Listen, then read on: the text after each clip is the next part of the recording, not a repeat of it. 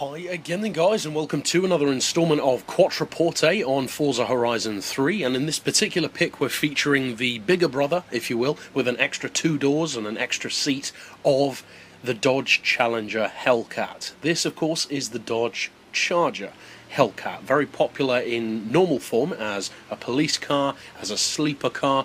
The Hellcat version, though, isn't really a sleeper at all. It's a 700 horsepower monster, a little bit of extra weight compared to the Challenger, but how does it perform against other super saloons? Because one of the things that American super saloons tend to have in their favour is affordability. This is an 80,000 credit car. That's a lot less than many of the Euro super saloons, especially ones which have anywhere near this kind of performance. So how does it actually compare to those vehicles? Well, let's break it down and find out.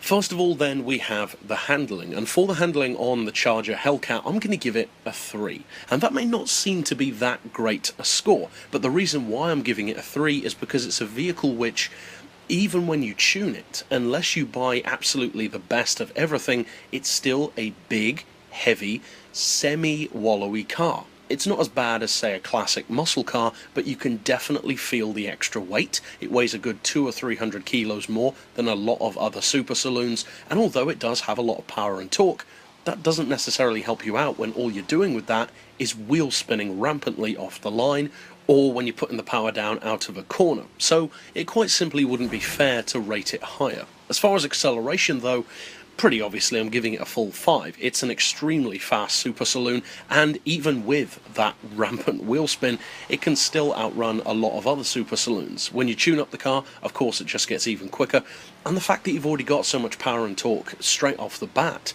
means that you've got all that bang for buck, but we'll touch more on that in just a second.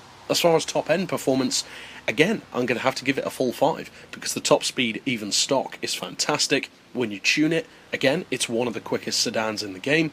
It's strong across the board, in the A class, in the S1 class, in the S2 class.